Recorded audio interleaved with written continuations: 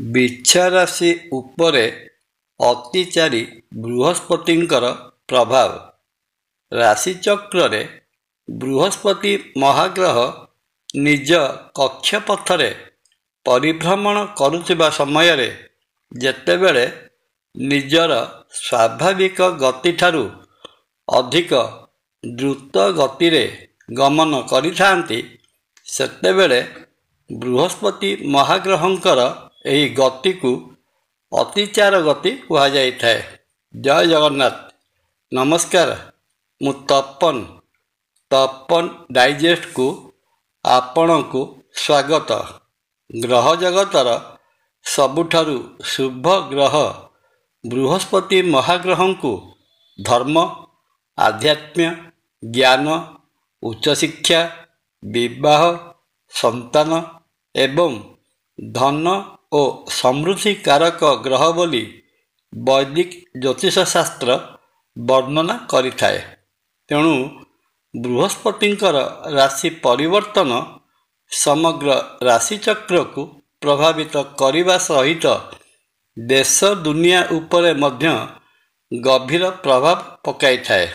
ବର୍ତ୍ତମାନ ମିଥୁନ ରାଶିରେ ଅବସ୍ଥାନ କରିଥିବା ବୃହସ୍ପତି ଚଳିତ 2025 ମସିହା ଅକ୍ଟୋବର ମାସ 18 ତାରିଖ ଠାରୁ ଏହି ଅତିଚାର ଗତିରେ ମିଥୁନ ରାଶିରୁ ବାହାରି ନିଜର ଉଚ୍ଚ ରାଶି କର୍କଟ ରାଶିରେ ପ୍ରବେଶ କରିବେ ଏବଂ ଆସନ୍ତା ଡିସେମ୍ବର ମାସ 5 ତାରିଖ ପ୍ରାୟ 49 ଦିନ ପର୍ଯ୍ୟନ୍ତ କର୍କଟ ରାଶିରେ ଅବସ୍ଥାନ କଲା ପରେ ପୁନର୍ବାର ବକ୍ରି ଅବସ୍ଥାରେ ମିଥୁନ ରାଶିକୁ ପ୍ରତ୍ୟାବର୍ତ୍ତନ କରିବେ। ଗ୍ରହଗୁଡ଼ିକ ନିଜ ଉଚ୍ଚ ରାଶିରେ ଅବସ୍ଥାନ କଲା ସମୟରେ ମହା ଆନନ୍ଦରେ କାଳାତିପାତ କରିଥାନ୍ତି ଏବଂ ଶୁଭ ଫଳ ମଧ୍ୟ ପ୍ରଦାନ କରିଥାନ୍ତି। ଆଜିର ଉପସ୍ଥାପନାରେ ଜାଣିବା, ବୃହସ୍ପତି ମହାଗ୍ରହ ନିଜ ଉଚ୍ଚ ରାଶି କର୍କଟ ରାଶିରେ ଅକ୍ଟୋବର ମାସ 18 ତାରିଖ ଠାରୁ ଡିସେମ୍ବର ମାସ 5 ତାରିଖ ପର୍ଯ୍ୟନ୍ତ ପ୍ରାୟ 49 ଦିନ ଧରି ଅବସ୍ଥାନ କରିବା ସମୟରେ ଦ୍ୱାଦଶ ରାଶିଚକ୍ରର ଅଷ୍ଟମ ରାଶି ତଥା ମଙ୍ଗଳ ମହାଗ୍ରହଙ୍କର ରାଶି ବିଛା ରାଶି ପାଇଁ କ'ଣ ସବୁ ଫଳ ପ୍ରଦାନ କରିବାର ସମ୍ଭାବନା ରହିଅଛି।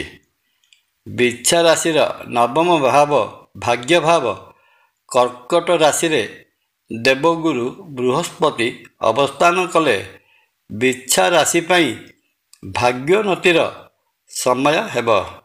ଭାଗ୍ୟ ବୃଦ୍ଧି ହେବା ସହିତ ଅଦ୍ଭୁତ ଭାଗ୍ୟ ଭୋଗ କରିବେ। ଯେଉଁ କାର୍ଯ୍ୟରେ ହାତ ଦେବେ ସଫଳତା ନିଶ୍ଚୟ ମିଳିବ। ବିଦେଶ ଯାତ୍ରାର ସୁଯୋଗ ଆସିବ। ଉଚ୍ଚ ଶିକ୍ଷା ପାଇଁ ଆଗ୍ରହୀ ଥିବା ଛାତ୍ରଛାତ୍ରୀମାନଙ୍କୁ ମନପସନ୍ଦର ଶିକ୍ଷା ଅନୁଷ୍ଠାନରେ ଅଧ୍ୟୟନ କରିବା ପାଇଁ ସୁନ୍ଦର ସମୟଟିଏ ସୃଷ୍ଟି ହୋଇଛି।